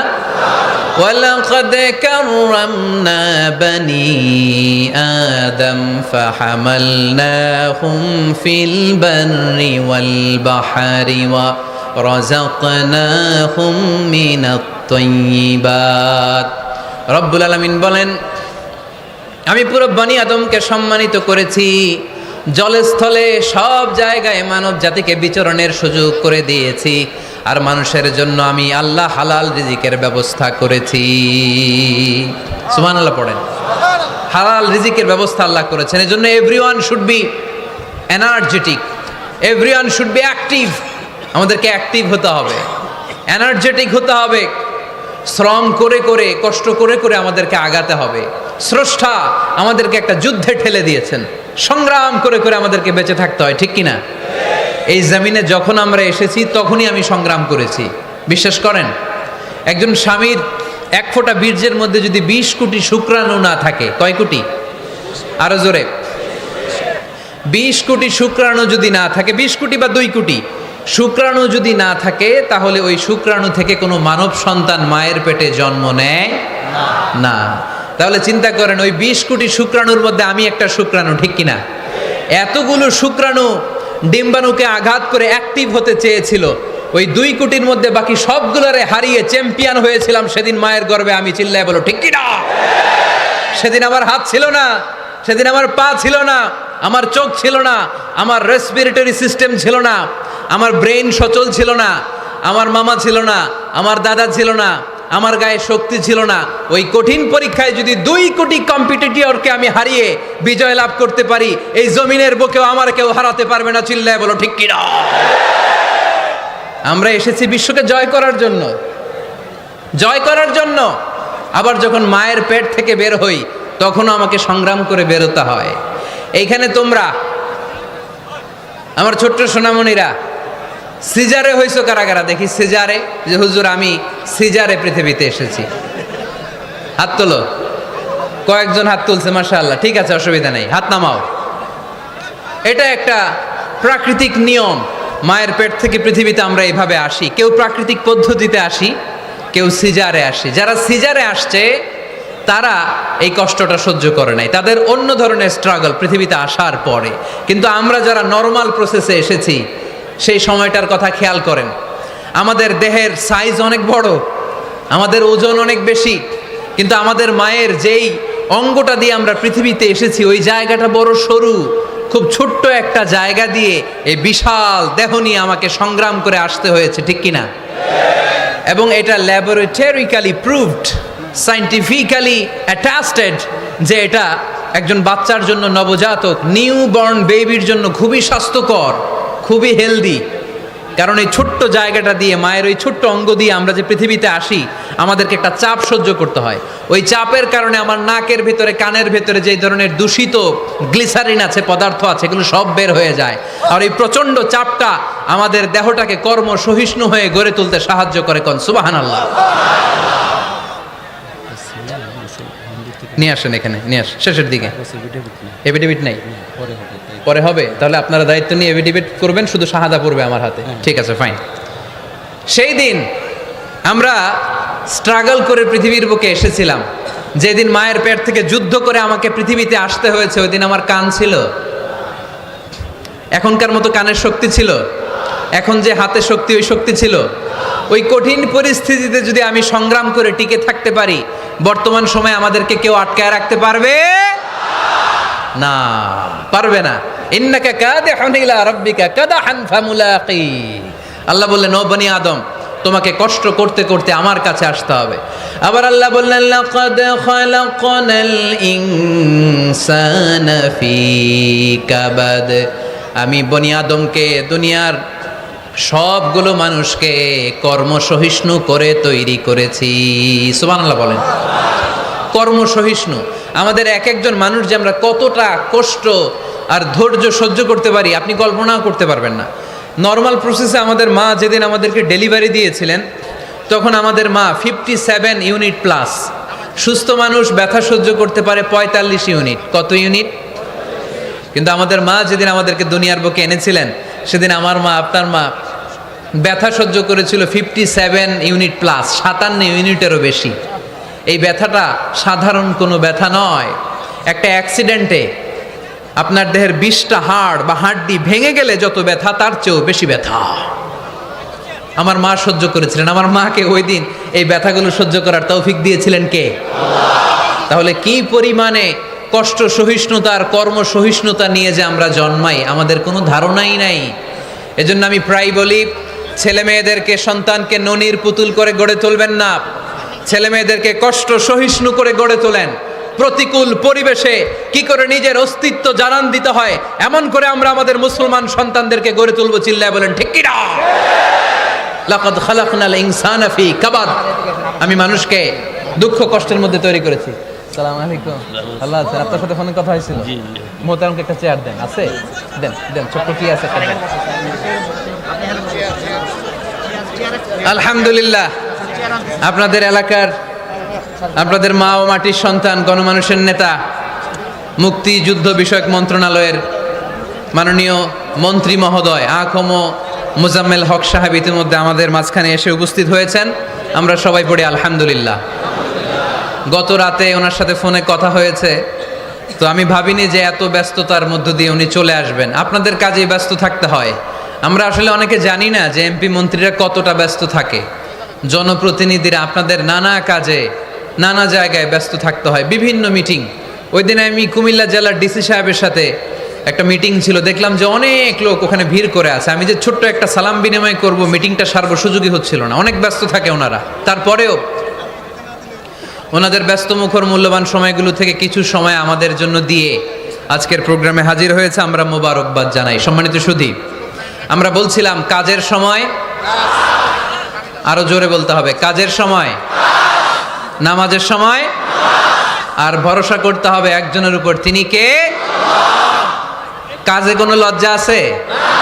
লজ্জা কিসে? অলসতায়। আমরা অলস হতে চাই না। রসুল বাত্তালে দুঃখানু শয়তান, অলস মস্তিষ্ক শয়তানের আড্ডাখানা। আমরা নিজের পায়ে দাঁড়াতে চাই, আমরা স্বাবলম্বী হতে চাই, আমরা সাস্টেইনেবল ডেভেলপমেন্ট গোলের পক্ষে, আমরা মিলেনিয়াম ডেভেলপমেন্ট গোলের পক্ষে, আমরা বাংলাদেশকে উন্নতির শিখরে নিয়ে যাওয়ার পক্ষে। চিল্লায় বলেন ঠিক কি না? আমরা আগে দুনিয়ার কল্যাণ চাই, এটা ইসলামের নিয়ম। আগে কি আখেরাত চাই না আগে দুনিয়া চাই? জোরে বলেন। আরে দুনিয়াতে ভালো থাকলেই তো আখেরাতে ভালো থাকবেন। এজন্য আল্লাহ আমাদেরকে শিখালেন, পড়ো রব্বানা আতিনা ফিদ দুনিয়া হাসানা ওয়া ফিল আখিরাতি হাসানা ওয়া কিনা আযাবান নার। আয় আমাদের রব, এই দুনিয়ার বুকে আপনি আমাদেরকে কল্যাণ দেন, আখিরাতের বুকে আপনি আমাদেরকে কল্যাণ দেন, আগুনের শাস্তি থেকে আল্লাহ আপনি আমাদেরকে বাঁচিয়ে দেন। পড়ে না আমিন। তাহলে আগে দুনিয়া, তবে দুনিয়াকে হৃদয়ে স্থান দেয়া যাবে না। দুনিয়াকে বশ করে হাতে নিব, কিন্তু হৃদয়ে থাকবে আখিরাত। জোরে বলতে হবে ঠিক কি না? নিজ হাতে উপার্জিত সম্পদের চেয়ে শ্রেষ্ঠ কোনো সম্পদ আর হতে পারে না। আমার দিনমজুর ভাইয়েরা, কুলি মজুর ভাইয়েরা, রিক্সাওয়ালা ভাইয়েরা, ফ্যাক্টরি ওয়ার্কার যারা, আপনারা আল্লাহর কাছে অনেক সম্মানিত। আপনাদের উপার্জন হালাল। আপনাদের এক পা এমনি জান্নাতে ঢুকে আছে। এখন শুধু এক পা ঢুকাইলে চলবে? পা কয়টা? আরেকটা ঢুকানোর দরকার আছে না নাই? আপনাদের উপার্জন হালাল। আপনারা 5 ওয়াক্ত সালাত পড়বেন, মানুষের হক নষ্ট করবেন না, আব্বা আম্মার দোয়া নিবেন। দ্বিতীয় পাটাও জান্নাতে ঢুকায় দিবে কে? মা আকালা আহাদুন তুআমান কত্তু খায়রুম মিন আইয়াকুলা মিন আমালি ইয়াদিহি। নিজের হাতে উপার্জিত সম্পদের চেয়ে, খাবারের চেয়ে শ্রেষ্ঠ সম্পদ আর হতে পারে না। আমার রিকশাওয়ালা ভাই, তার উপার্জন হালাল না হারাম? আমার কুলি মজুর ভাই, উপার্জন হালাল না হারাম? মাথার গাম পায়ে ফেলে ফ্যাক্টরি ওয়ার্কাররা যে বেতনটা পায়, এটা হালাল না হারাম? তাদের দোয়াকে কবুল করে নিবে কে? এজন্য যুবক ভাইরা, never under estimate any job. কোনো জবকে, কোনো চাকরিকে ছোট করে দেখার সুযোগ নাই। কারণ আমার উপার্জন হালাল হলেই ওই হালাল উপার্জনে বরকত দিবে কে? Whether it's the small or big, you don't care. এটা তোমার কেয়ার করার দরকার নেই। চাকরি পেলেই একটা ঢুকে যাবা, চাকরি পেলেই ঢুকে যাবা। কারণ আমাদের চাকরির বাজার মন্দা। আমাদের বাংলাদেশ, ভারতে কোন একটা চাকরির জন্য চেয়েছে 8 পাস, ওইখানে অ্যাপ্লাই করে ডক্টরেট ডিগ্রি দাঁড়িয়ে আসে না নাই? এত কষ্ট করে চাকরি পাওয়া পৃথিবীর কোথাও লাগে না। কারণ আমাদের পপুলেশন বেশি, তাই চাকরির জন্য আমাদের বসে থাকা লাগবে না। আমাদেরকে উদ্যোক্তা হতে হবে, আমাদের এন্টারপ্রেনার হতে হবে। শুরুতে যেটা বলেছিলাম, আমাদের আইডিয়াকে কাজে লাগাতে হবে, ঠিক কিনা? আর যাই করব আমরা ভালোভাবে করব। ভালোভাবে করলে ওই কাজে বরকত দেয় কে? ভালোভাবে করার জন্য আল্লাহ তাআলা সূরাতুল মুলকে আমাদেরকে গাইডলাইন দিয়েছেন। রব্বুল আলামিন বলেন, আল্লাযী খালাকাল মাউতা ওয়াল হায়াতা লিয়াবলুয়াকুম আইয়ুকুম আহসানু আমালা। তিনি এমন সত্তা যিনি তোমাদের তৈরি করেছেন, জীবন আর মৃত্যুকে তৈরি করেছেন এই জিনিসটা পরীক্ষা করবার জন্য তোমাদের মধ্য থেকে কে ভালোভাবে কাজ করে। সুবহানাল্লাহ। কে বেশি আমল করে আল্লাহ এটা বলছে, নাকি কে ভালো আমল করে? কথা কি বুঝতেছেন? যদি বেশি আমল করার কথা আল্লাহ বলতো তাহলে এই আয়াতটা হতো লিয়াবলুয়াকুম আইয়ুকুম আকসারু আমালা। কিন্তু আল্লাহ কি এই আয়াতে আকসারু আমালা বলেছে? আলেম যারা আছেন তারা আমার সাথে সাথে বলেন, আল্লাহ কি আকসারু আমালা বলেছে? আল্লাহ কি বলেছে? লিয়াবলুয়াকুম আইয়ুকুম আহসানু আমালা। কে ভালো করে কাজ করে উইথ প্রফেশনালিজম। আপনি যেটাই করেন না কেন আপনাকে প্রফেশনালিজমের সাথে করতে হবে, তাহলে ওই কাজে বরকত দিবে কে? ছোট হোক বড় হোক এটা কোনো সমস্যা? যাই করি না কেন কিভাবে করব? ভালোভাবে। আওয়াজ করে বলেন, কিভাবে করব?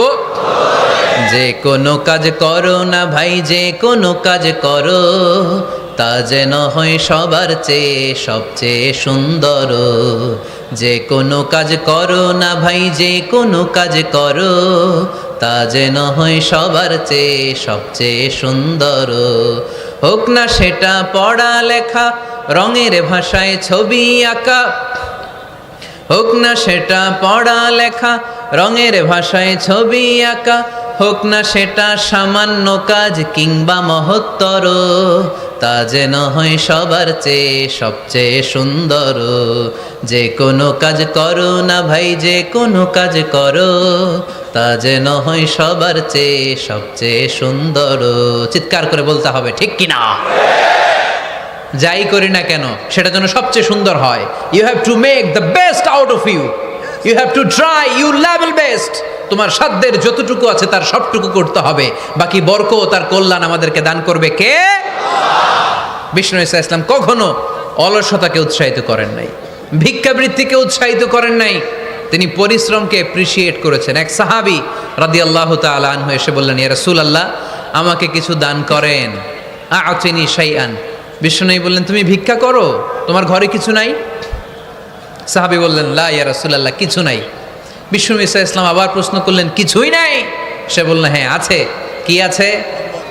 একটা জামা আছে, জামা, আর আছে একটা পানি খাওয়ার জগ। দুইটা জিনিস আছে, একটা কি আর একটা পানি খাওয়ার জগ। বিষ্ণু বললেন, দুইটা নিয়ে আস। সাহাবী রাদিয়াল্লাহু তাআলা আনহু জামার জগ নিয়ে এসে বিষ্ণু ঈসা ইসলামের হাতে দিলেন। বিষ্ণুনবী জামার জগটা ধরে বললেন, মাইয়াশতারি হাযাইন, কে আছো আমার সাহাবীদের মধ্যে এই দুইটা জিনিস কিনতে চাও? এক সাহাবী দাঁড়িয়ে বললেন, ইয়া রাসূলুল্লাহ ইয়া হাবিবাল্লাহ আনা আশতারিহিমা বিদিরহাম। এই দুইটা জিনিস, একটা জামা একটা পানি খাওয়ার জগ, আমি 1 দিরহাম দিয়ে কিনে নিতে চাই। পড়েন সুবহানাল্লাহ। বিশ্বনবী বললেন, 1 দিরহাম তো কম হয়ে যায়, 1 দিরহামের চেয়ে বেশি দিয়ে কেনার মতো যদি কেউ থাকে একটু হাত তোলো। মাইয়াজিদু আলা যালিক, এর চেয়ে বেশি দাম দিয়ে কেনার মতো কেউ আছো নাকি? আরেক সাহাবী হাত তুলে বললেন, ইয়া রাসূলুল্লাহ ইয়া হাবিবাল্লাহ আশতারিহিমা বিদিরহামাইন, আমি 1 দিরহাম নয় আপনার সম্মানে 2 দিরহাম দিয়ে জিনিসগুলো কিনে নিতে চাই। 2 দিরহাম। বিষ্ণু বললেন, ওকে ফাইন, ডান, 2 দিরহামে বিক্রি হয়ে যাবে। দিয়ে দেওয়া হলো। 2 দিরহাম নিয়ে বিষ্ণু ঈসা ইসলাম ওই আগন্তুক ভিক্ষুক সাহাবীর হাতে দিয়ে বললেন, যাও 1 দিরহাম দিয়ে তোমার পরিবার পরিজনদের জন্য খাবার কিনে নিয়ে যাও, আর 1 দিরহাম দিয়ে একটা কুঠার কিনে নিয়ে আসো। কি কিনে নিয়ে আসো? সবাই বলেন। কুঠার চিনেন আপনারা? কুঠার দিয়ে কি করে? গাছ কাটে। ওই সাহাবী আর 1 দিরহাম দিয়ে একটা কুঠার কিনে নিয়ে আসলেন। বিশ্বনবী সাল্লাল্লাহু আলাইহি ওয়াসাল্লাম নিজ হাতে ওই কুঠারের একটা হাতল লাগায় দিলেন। সুবহানাল্লাহ পড়তে পারলেন না মজা করে? হাতল ছাড়া কুঠার ধরা যায়? ধরা যায় না। বিশ্বনবী কাঠের একটা হাতল লাগায় দিলেন। এই হাতলটা দিয়ে বিশ্বনবী বললেন, try to imagine the attitude of the last messenger Muhammad সাল্লাল্লাহু, he change the world for the better and made us better creature. তার নাম কি? কি নাম?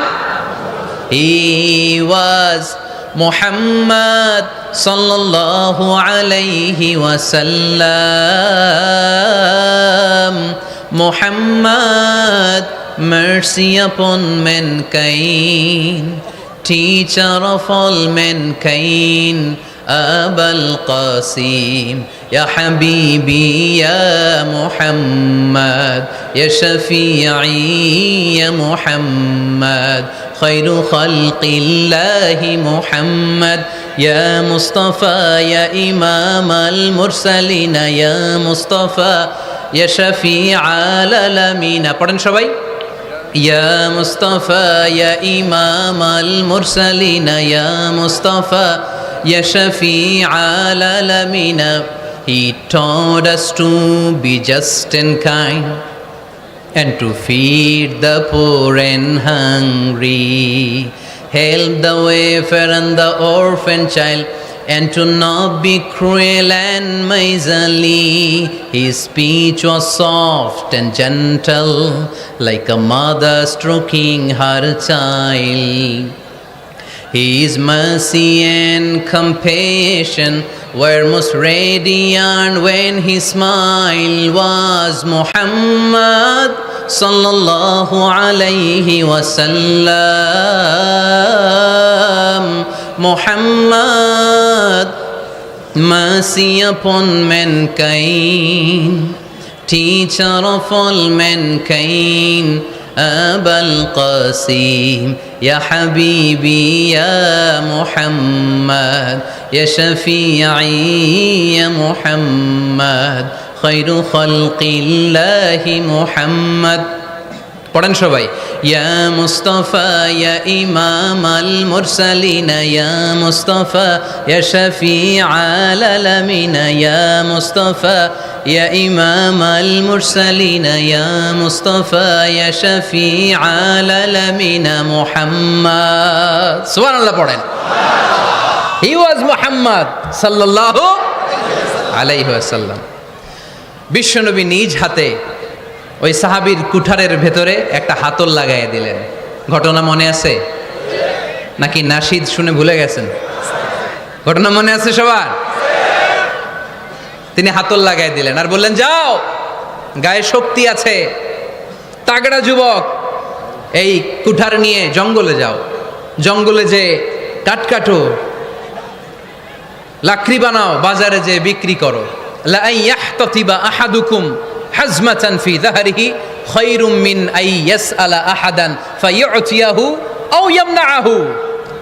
যাদের গায়ে জোর আছে, শক্তি আছে, পরিশ্রম করে লাকড়ির বোঝা পিঠে নিয়ে বাজারে বিক্রি করা অনেক ভালো কারো কাছে হাত পাতার চেয়ে। কারণ তুমি হাত পাতলে লোকজন তোমারে দিতেও পারে, নাও দিতে পারে, কিন্তু পরিশ্রম কখনো বৃথা যায় না। What is the moral of the story? রাসূল সাল্লাল্লাহু আলাইহি ওয়াসাল্লামের এই প্রফেটিক স্টোরি থেকে আমাদের শিক্ষা কি? বিশ্বনবী বললেন, যাও, কাঠ কেটে নিয়ে আসো। লা উরিদু আন আরাকা 15 আইয়াম, সামনের 15 দিন আমি যেন আমার চোখ দিয়ে তোমার আমার আশেপাশে ঘুরঘুর করতে না দেখি। সাহাবী চলে গেলেন, কাঠ কাটতে আরম্ভ করলেন, বাজারে বিক্রি করতে আরম্ভ করলেন। 15 দিনের ব্যবধানে 10 দিরহাম নিয়ে বিশ্বনবীর দরবারে ওই সাহাবী হাজির হয়ে গেলেন। 10 দিরহাম নিয়ে হাজির হয়ে গেলেন। এসে বললেন, ইয়া রাসূলুল্লাহ, ইয়া হাবিবাল্লাহ, আমি আর দরিদ্র নাই, আমি আর ভিক্ষা করি না, আমি নিজের পায়ে দাঁড়িয়েছি, আমি স্বাবলম্বী হয়েছি, আমি অন্যান্য খেটে খাওয়া মানুষের মতো এখন উপার্জন করে আমার ফ্যামিলির চাহিদা মিটাই। পড়েন সুবহানাল্লাহ। What is the moral of the story? এই প্রফেটিক স্টোরি থেকে আমাদের জন্য শিক্ষা হচ্ছে, বিষ্ণু ইসা ইসলাম চাইলেই ওই 2 দিরহাম দিয়ে বলতে পারতেন, যাও, এটা দিয়ে খাবার কিনে খাও। দুপুরবেলা খাইতো, রাত্রেবেলা আবার জাকাতের লাইন ধরতো। কথা কন? তার মানে বিষ্ণু ইসা ইসলাম কাজের প্রতি উৎসাহিত করেছেন। 2 নাম্বার লেসন বা শিক্ষা হচ্ছে, বিশ্বনবী সাল্লাল্লাহু আলাইহি ওয়াসাল্লাম পার্মানেন্ট সলিউশন করে দিয়েছেন, স্থায়ী সমাধান। ঠিক কিনা? আমরা প্রায় জাকাতের শাড়ি দেই, লুঙ্গি দেই, আছে না নাই? আলহামদুলিল্লাহ, আপনাদের গাজীপুরে বোধহয় এগুলো নাইটাই, এখানে নাই, আছে।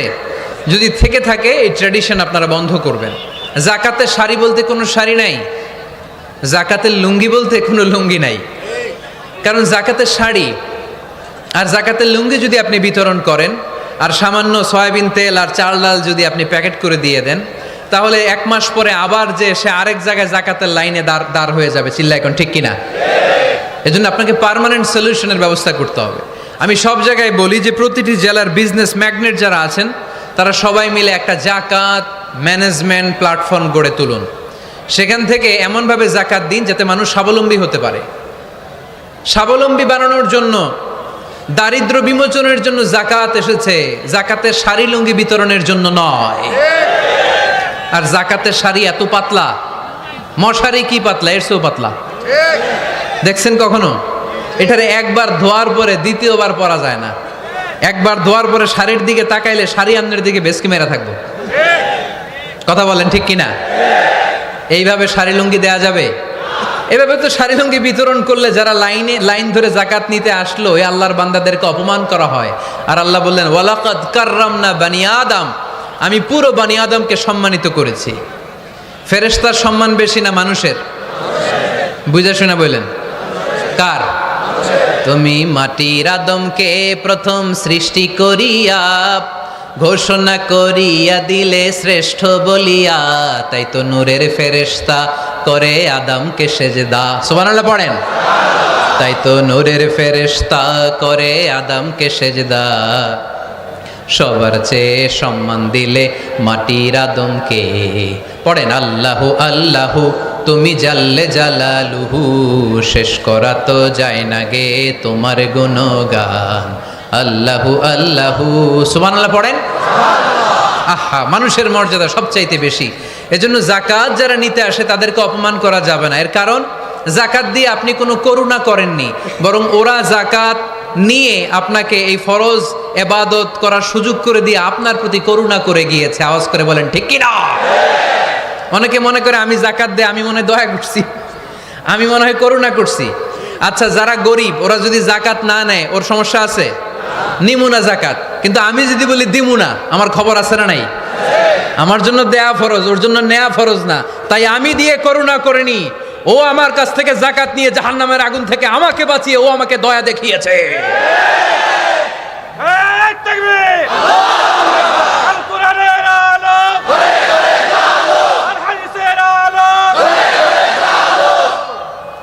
এজন্য জাকাত দারিদ্র বিমোচনের জন্য। কিভাবে জাকাত দিবেন? আপনি জাকাতের টাকা দিয়ে খেয়াল করবেন, একটু ক্রস চেক করে নিতে হবে, ডবল চেক করে নিতে হবে। যেই ফ্যামিলিতে জাকাত দিবেন কর্মক্ষম উপার্জনের মতো করতে পারে এরকম ছেলে আছে কিনা, থাকলে ওর একটা অটো রিক্সা কিনে দেন, সিএনজি কিনে দেন। ওই সিএনজি চালিয়ে ওর ফ্যামিলিটা দিব্যি চলে যাবে, ঠিক কিনা? ওর একটা অস্ট্রেলিয়ান গাভী কিনে দেন, ওই গাভীর দুধ বিক্রি করে ফ্যামিলিটা স্বাবলম্বী হয়ে যাবে, ঠিক কিনা?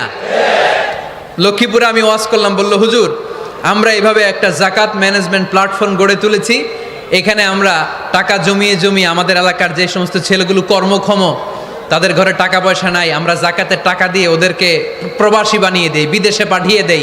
ওর কষ্ট অর্জিত সম্পদ দিয়ে ওর ফ্যামিলি এখন দেদারসে চলছে, কোনো জাকাতের লাইনে যে তারা নিজেদেরকে আর অপমান বোধ করছে না। এইভাবে জাকাত দিতে হবে।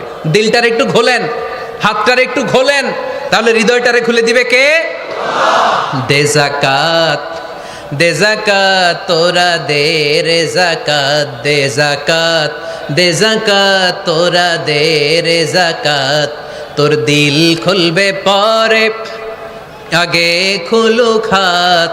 দে জাকাত, দে জাকাত তোরা দে রে জাকাত। পড়েন আমিন। এই জাকাতের মাধ্যমে আমরা আমাদের বাংলাদেশকে স্বাবলম্বী করতে চাই। রাজি আছেন সবাই? সংঘবদ্ধ প্রচেষ্টায় জাকাত আদায় করতে রাজি আছেন? বিশ্বনবী সাল্লাল্লাহু আলাইহি ওয়াসাল্লাম চাইলে এই 2 দিরহাম দিয়ে বিদায় করে দিতে পারতেন, কিন্তু বিশ্বনবী সাল্লাল্লাহু আলাইহি ওয়াসাল্লাম তাকে কাজের প্রতি উৎসাহিত করলেন, পার্মানেন্ট সলিউশন দিলেন। এজন্য অলসতার সাথে ইসলামের কোনো সম্পর্ক আছে? আওয়াজ করে বলেন, অলসতার সাথে সম্পর্ক আছে? অলসতাকে যেন আজকে আমরা কি বলে দিছিলাম? ভুলে গেছি? আরো জোরে।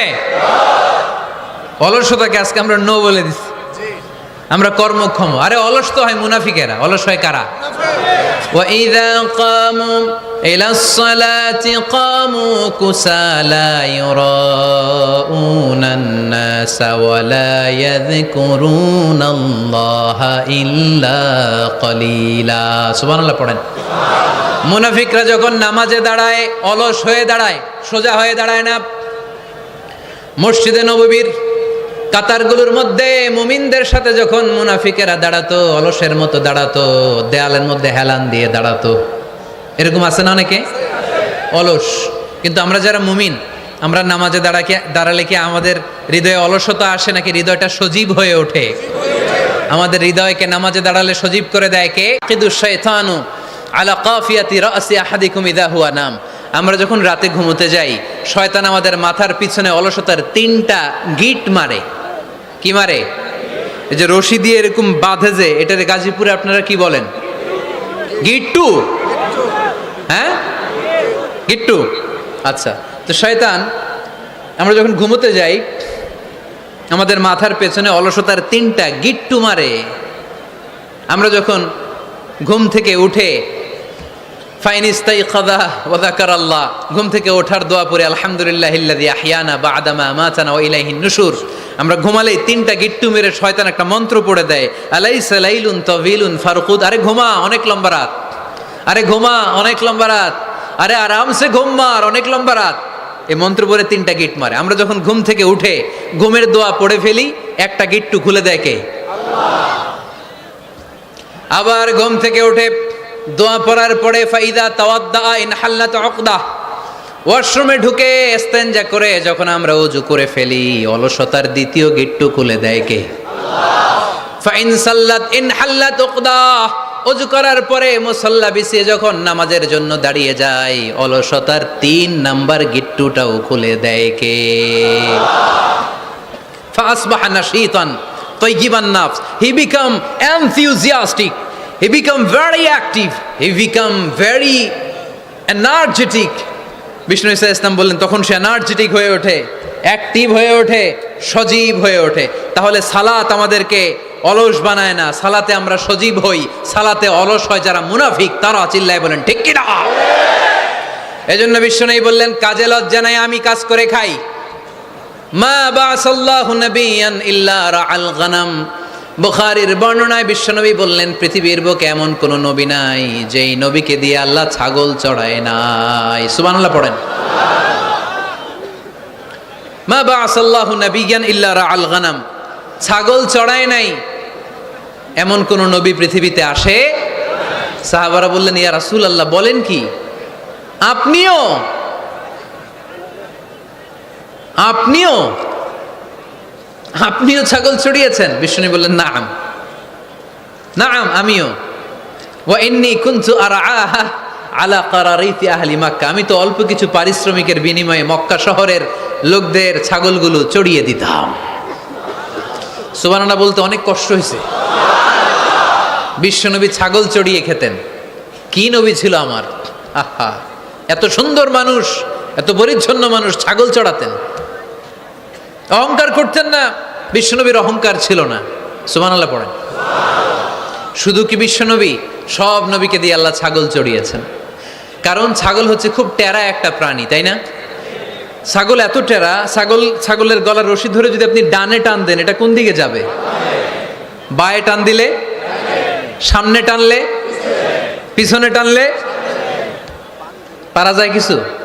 ভাবলেন সারা সপ্তাহ ব্যস্ত থাকি, আজকে আমার ছুটি, আমিও গোসল করি, এটারও গোসল করাই। রশি ধরে আপনি পুকুরে নামাবেন, এটা ওর বাপের কিরা এমনি দাঁড়াবে, ঠিক কি না? ওরা টেনে নামানো যায় না। এর কারণ ওর নাম কি? কথা কয় না। এজন্য আমরা বলি পাগলে কি না কয়, ছাগলে কি না খায়। ও বুঝে না তো, ওর ভালো চাইলে ও বুঝতে চায় না। আল্লাহ বুঝাতে চাইলেন নবীরা ছাগল চড়াও, সবচেয়ে টেরা প্রাণী। ছাগল চড়ায় তোমাদেরকে ট্রেনিং পিরিয়ড শেষ করছি, কারণ এরপরেও ছাগলের চেয়ে আরেকটা টেরা প্রাণী আছে, মানব জাতি, এদেরকে চড়াইতে হবে। যদিও মানুষ আশরাফুল মাখলুকাত, কিন্তু মানুষের মধ্যে ছাগলের চেয়ে টেরা কিছু আছে না নাই? উলাইকা কাল আনআম বাল হুম আদাল, এরা ছাগল নয়, এগুলো ছাগলের চেয়েও নিকৃষ্ট। চিল্লায় বলেন ঠিক কি না? এমন কোন নবী নাই যেই নবী ছাগল চড়ায় নাই। সুবহানাল্লাহ পড়তে হবে। সব নবীরা কাজ করে খেয়েছেন। সৈয়দনা আদম আলাইহিস সালাম, ইব্রাহিম আলাইহিস সালাম চাষাবাদও করেছেন। সৈয়দনা মুসা আলাইহিস সালাম চাষ করেছেন। দাউদ আলাইহিস সালাম নিজ হাতে বর্ম বানিয়েছেন, ছুরি বানিয়েছেন। আওয়াজ করে পড়েন সুবহানাল্লাহ। তাহলে কাজে কোনো লজ্জা আছে? লজ্জা কিসে?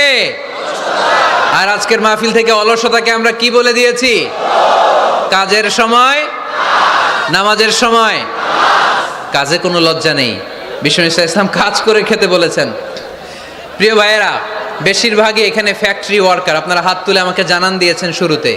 কর্মজীবী মানুষদেরকে বিশ্বনবী এত ভালোবাসতেন, মেহনতি মানুষদেরকে এত পছন্দ করতেন। বিদায় হজের ভাষণেও বাদ যায়নি মেহনতি মানুষদের কথা। তিনি বলেছেন, খবরদার খারাপ আচরণ করবে না। নিজেরা যা খাবে তাদেরও তা খাওয়াবে, নিজেরা যা পড়বে তাদেরকেও তা পড়াবে। আতুল আজিরা আজরাহু ক্বাবলা আইয়াজিফা আরাকু, সুনানি ইবনে মাজার হাদিস। শ্রমিকের ঘাম শুকিয়ে যাওয়ার আগে তার পারিশ্রমিক দিয়ে দাও।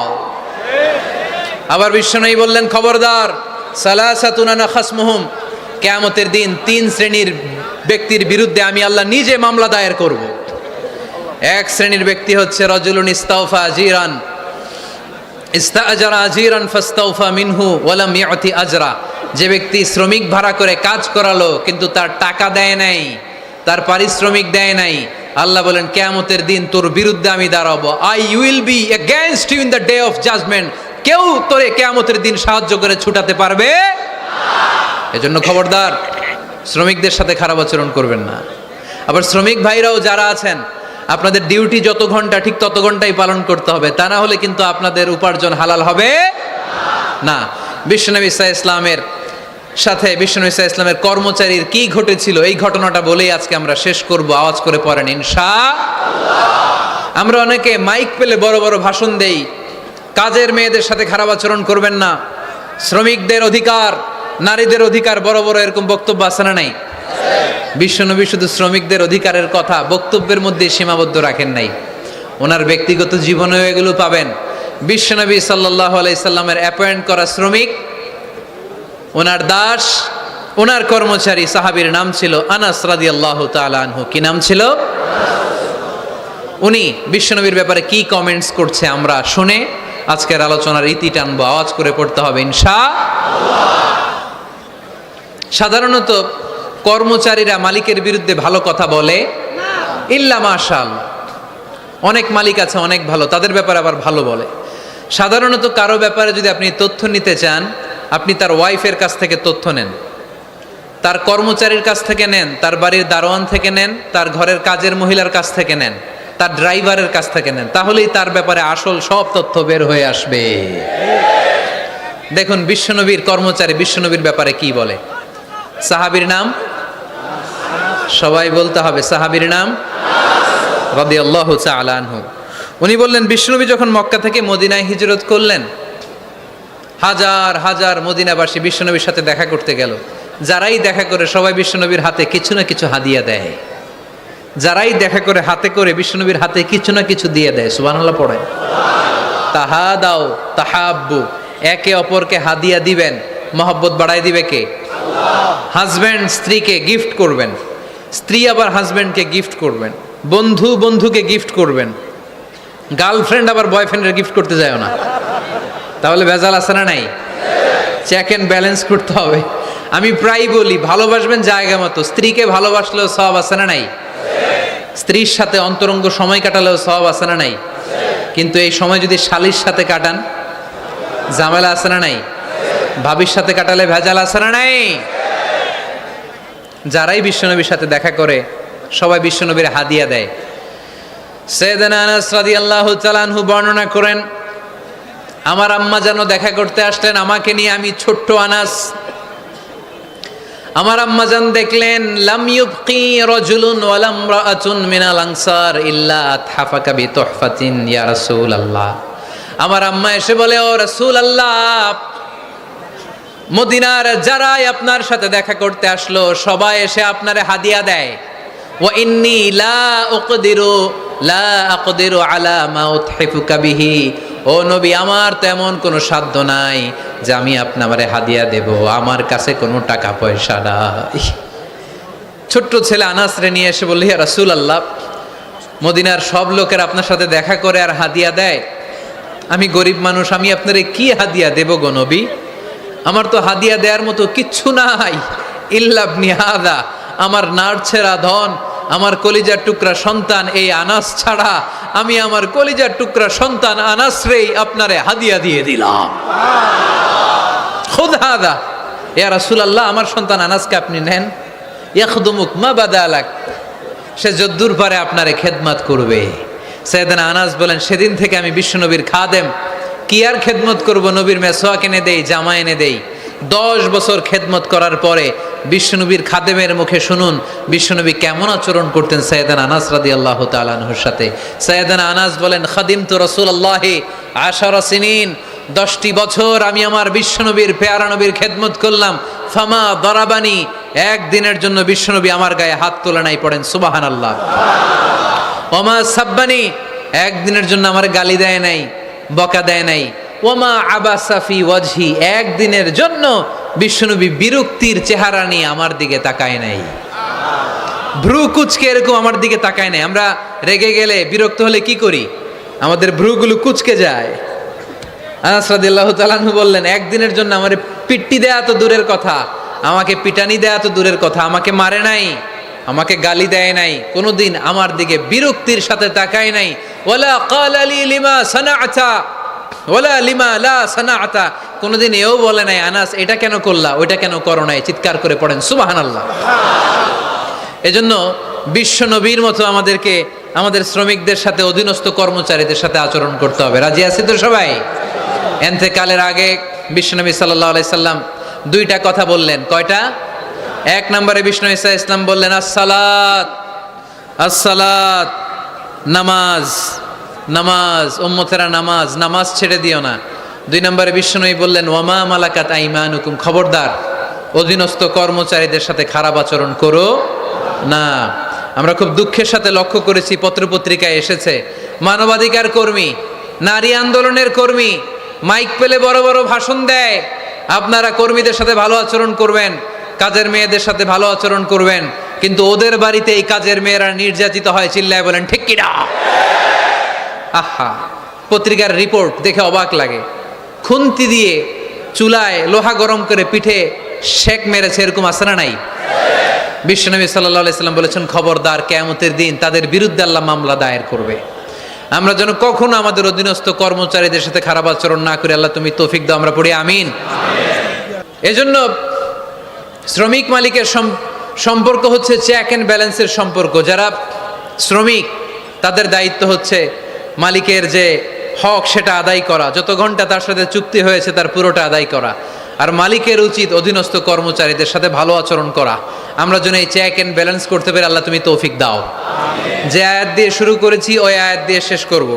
আল্লাহ বলেছেন ফাইদা কুদিয়াতিস সালাতু ফান্তাশিরু ফিল আরদ, যখন নামাজ শেষ হয়ে যায় জমিনে ছড়িয়ে পড়ো, রিজিক তালাশ করো। আবার নামাজের সময় হলে মসজিদে চলে আসো। তার মানে কাজের সময়, আওয়াজটা ছোট হয়ে গেল, চিল্লায় বলতে হবে, কাজের সময়, নামাজের সময়। পরিশ্রমে কোনো লজ্জা নেই, লজ্জা হলো আর অলসতাকে আজকের মাহফিল থেকে আমরা সবাই কি বলে দিলাম, মনে থাকবে সবার। একজন ভাই আজকের এই কাশিমপুর হাই স্কুল মাঠকে সাক্ষী রেখে শাহাদা বাক্য পড়ে মুসলমান হতে চায়। আমরা খুশি না বেজার? আমাদের আমল নামায় সওয়াবও আছে, গুনাহও আছে, কিন্তু এই ভাইটা শাহাদা বাক্য পাঠ করার পর থেকে নিষ্পাপ, তার আমল নামায় কোনো গুনাহ নাই। চিল্লায় বলেন ঠিক কিনা? আমাদের ইসলাম ধর্মে তাকে স্বাগতম, আমরা সবাই পড়ি আলহামদুলিল্লাহ। তোমার আগের নাম কি ছিল? দাঁড়াও দাঁড়াও, ক্যামেরা আছে, অনেক মিডিয়া আছে। তুমি কি কেউ প্রেশার দিচ্ছে মুসলমান হওয়ার জন্য? তাহলে মিডিয়ার সামনে ভয় পাচ্ছ কেন? তাহলে সিদ্ধান্ত নিয়ে পরে মুসলমান হয়। না না হুজুর, আমি এখানে আজকে হতে চাও? এফিডেভিট করাবা কখন? কালেমা পড়ার পর আমি খাতনা করে ফেলবো আপনার দায়িত্বে। হ্যাঁ, আমি আমার দায়িত্ব নিই। কাগজটা দেন না, আমার কাগজটা দেন না। কাগজটা পিছনে কাগজ আছে একটা, কাগজটা কিন্তু ওইখানে তো আপনারা পাই নাই, এটা মানে তার আমরা সিবিটিভি আমার রেস্টুরেন্টে যে জব করতাম আমি, সেখানে একটা সিবি এখানে ওইখানে জমা করে আপনারা সানিরাজ, তার আগের নাম ছিল সানিরাজ। সে আজকে শাহাদা বাক্য পাঠ করতে চায়। সানিরাজ, ইসলাম ধর্মে ঢুকার ব্যাপারে তোমাকে কেউ কি কখনো প্রেশারাইজ করেছে? মাইকটা দেন ভাই, কেউ প্রেশারাইজ করেছে? হি আনসার্ড অ্যাকচুয়ালি নো, কেউ প্রেশারাইজ করেনি। মাইকটা দেন ভাই, তুমি কি তোমার মাইকটা লো। নিজে জেনে বুঝে স্বেচ্ছায় জেনে বুঝে স্বেচ্ছায় কালিমা পড়ে আজকে মুসলমান হতে চাও? আলহামদুলিল্লাহ। আজকের প্রোগ্রামের যারা দায়িত্বশীল, এই ভাইদের দায়িত্বে সে আগামীকাল রাষ্ট্রীয় নিয়ম অনুযায়ী এফিডেভিট করে মুসলমান হিসেবে তার নাম চয়েস করবে। তুমি কি নিজের জন্য কোনো নাম চয়েস করেছো? না আমি তোমাকে একটা নাম সাজেস্ট করব। আজকে থেকে সানিরাজের নাম হচ্ছে আব্দুল্লাহ।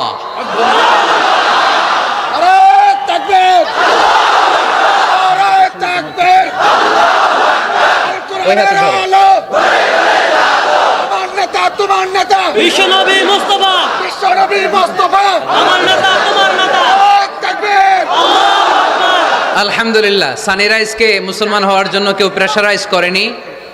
এজন্য শাহাদা বাক্য পাঠ করানোর আগে এটা জিজ্ঞেস করা আমি জরুরি মনে করেছিলাম। লা ইকরাহ ফিদ্দিন, ইসলাম ধর্মে কোনো জবরদস্তি নাই। সে কনভিন্সড হয়ে ইসলামের সুমহান ছাতার নিচে, ছায়ার নিচে সে আসতে চায়। সে নাম পছন্দ করেছে আব্দুল্লাহ। আপনাদেরকে সাক্ষী রেখে সে আমার সাথে এখন শাহাদা পড়বে। তুমি পড়ো, আশহাদু আল্লাহ ইলাহা ইল্লাল্লাহ ওয়া আশহাদু আন্না মুহাম্মাদান আবদুহু ওয়া রাসূলুহু।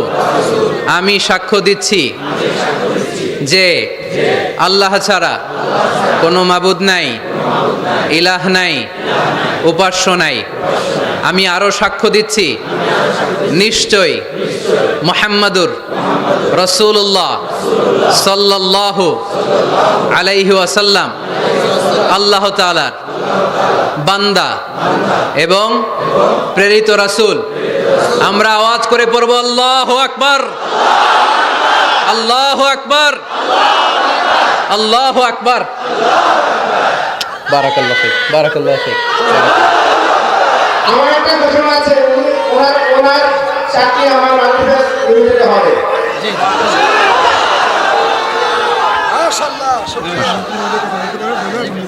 আলহামদুলিল্লাহ, আলহামদুলিল্লাহ।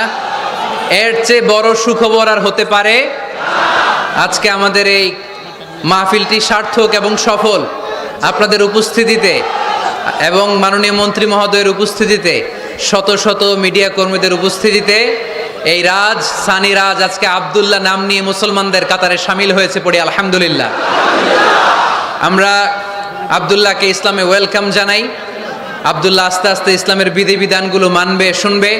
এবং আমরা যদি একে অপরকে, এই মাহফিলের মঞ্চগুলোকে যদি নষ্ট না করে, কলুষিত না করে, কোরআন সুন্নাহর আলোকে যুবকদেরকে এভাবে মোটিভেট করতে পারি, সানিরাজের মতো অনেক হিন্দু ভাইরা, আপনারা দেখবেন ইউটিউবের অনেক জায়গায় অনেক হিন্দু ভাইরাও আমার পক্ষে কমেন্টস করে, এরকম আছে না নাই? এটা আমার সৌভাগ্য, এটা আমাদের সৌভাগ্য।